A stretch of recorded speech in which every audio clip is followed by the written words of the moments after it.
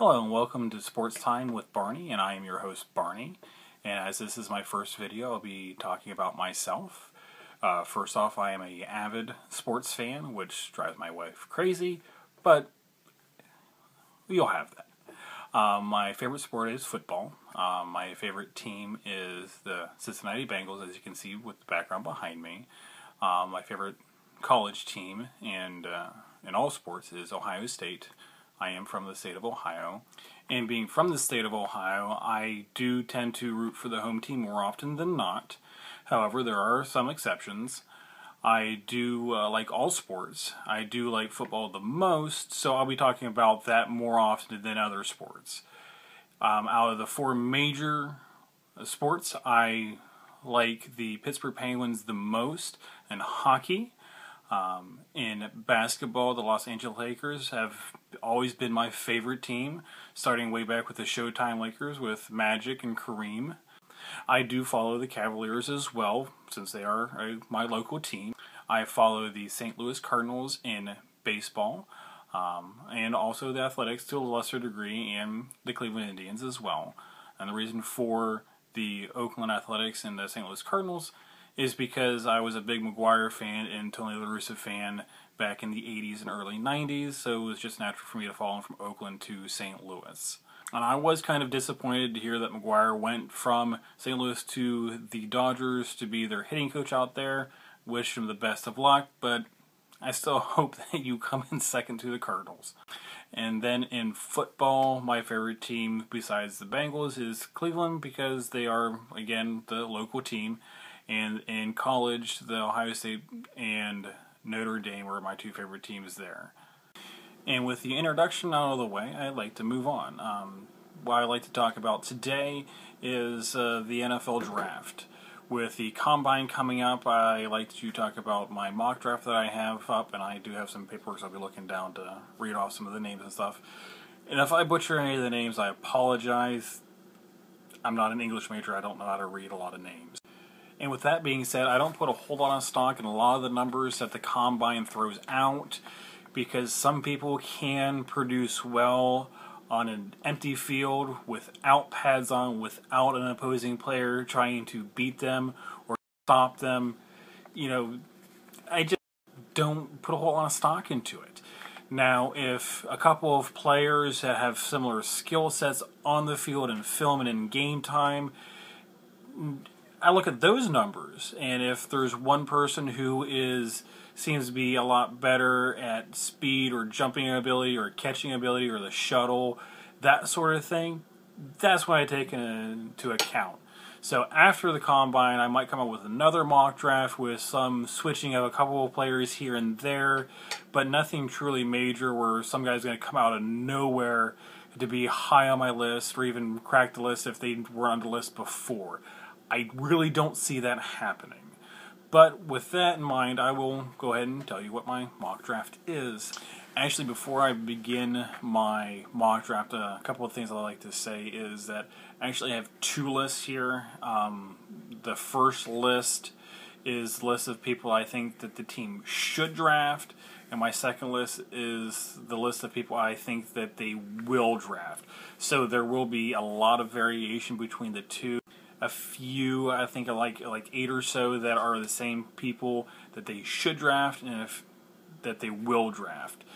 And one thing too, with my list of people I think they should draft, a couple of surprises for even myself when I was looking and made this up was that I have no quarterbacks being drafted in the first round, simply because I don't see any franchise quarterbacks glaringly obvious to be taken in the first round.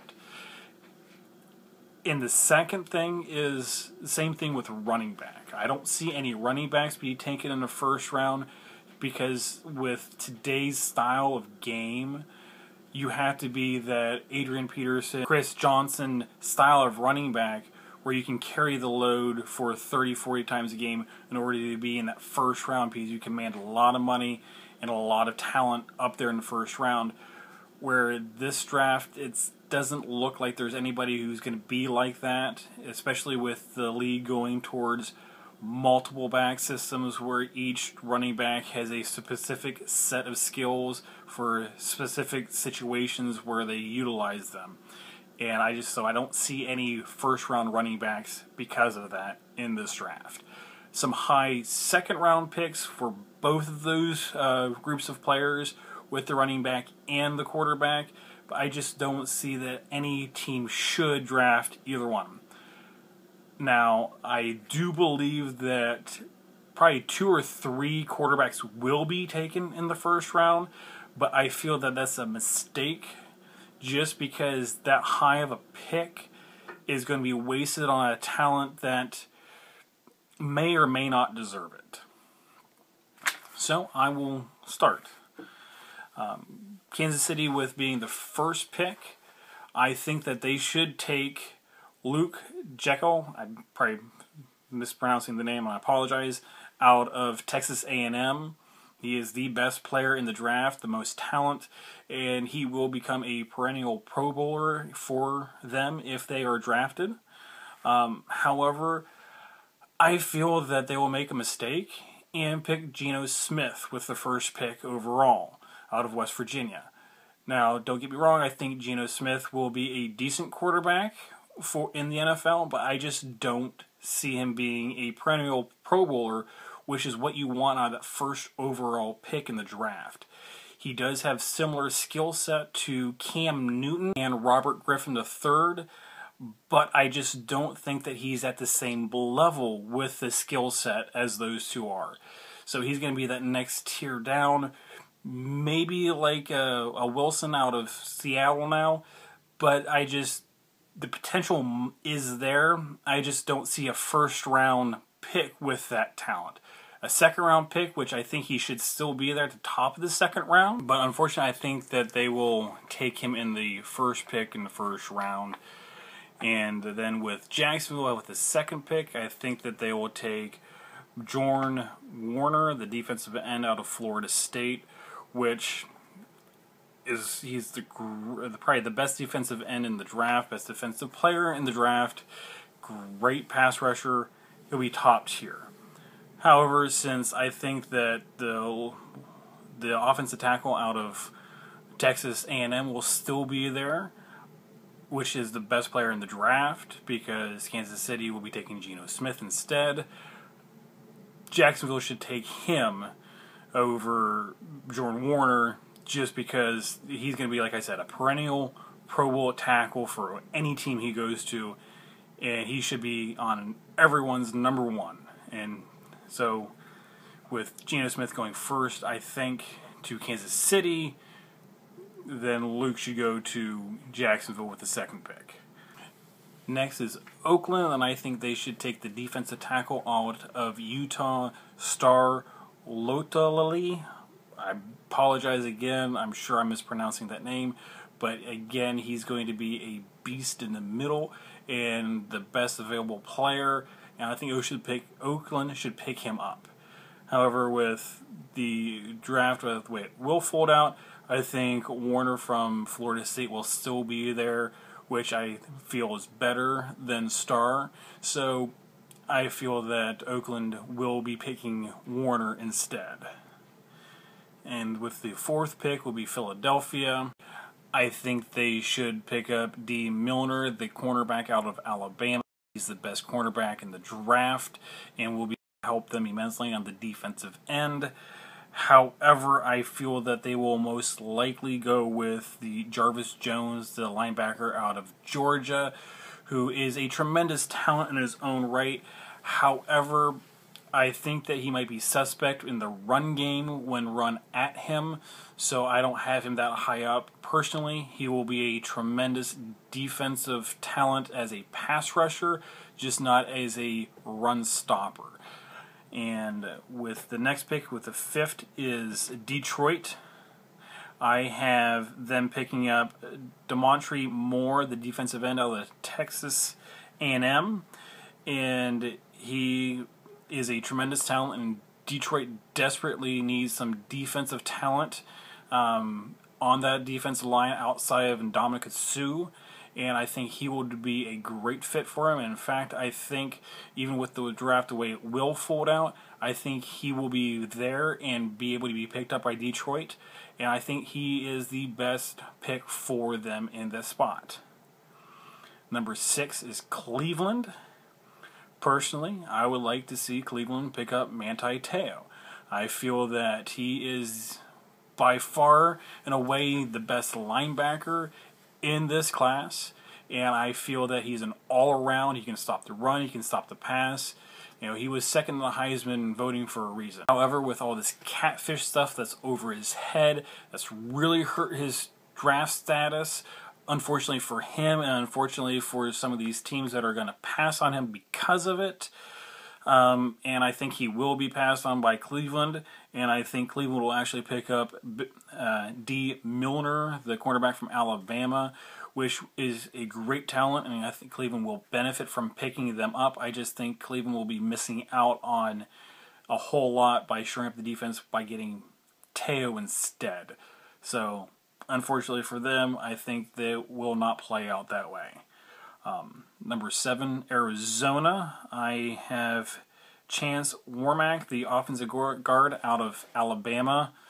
Big guy, great talent. But unfortunately for Arizona, I think they're going to throw away this pick on Matt Barkley, the quarterback out of USC, who, honestly, he was supposed to be all that in a bag of chips with USC this past year and be the Heisman leading candidate and national title possibilities, and then he just fell apart. So I see him doing the exact same thing in the NFL and going nowhere. So I don't have him that high up on my list, and unfortunately for Arizona, they're going to fail at getting another quarterback and pass up an opportunity getting a good guard to shore up their line to help their team immensely. Buffalo has the next pick, and I feel that they should pick up Jarvis Jones, like I mentioned before, out of the linebacker out of Georgia, is a tremendous talent at stopping the pass and a great pass rusher. Great spot for him to go now to Buffalo. I think it would be a good situation for him up there. They actually have a fairly decent defense, not the greatest, but he would improve it enough where he would help. However, unfortunately, I think that Buffalo will go with Tyler Wilson, the quarterback out of Arkansas. He's probably, I feel, the most NFL-ready quarterback in this draft, but I still would not have taken him in the first round. This year's quarterbacks just aren't as talented as years past, and that's why I'm just so hard on them this year. They could turn out to be all perennial Pro Bowlers, but I just don't see that happening with the lot that's in there as I see it now. The New York Jets have the next pick at number 9. I have them taking the defensive end out of LSU, Mingo. Great talent. The Jets need help all over the board, and I feel that he's the best player available. And I also feel that the Jets will take him at that spot because I don't have anyone else I think that good still available with what really will play out. So I think he will go there as well. And at the number 10 spot, Tennessee, I have them taking the Eric Fisher, the offensive tackle out of Central Michigan. A big guy. I think that he will do well there. I don't know if he'll be a perennial Pro Bowler like the guy out of Texas A&M. However, I think he will be really good and anchor that line for a long time to come. I don't actually think that they'll take him.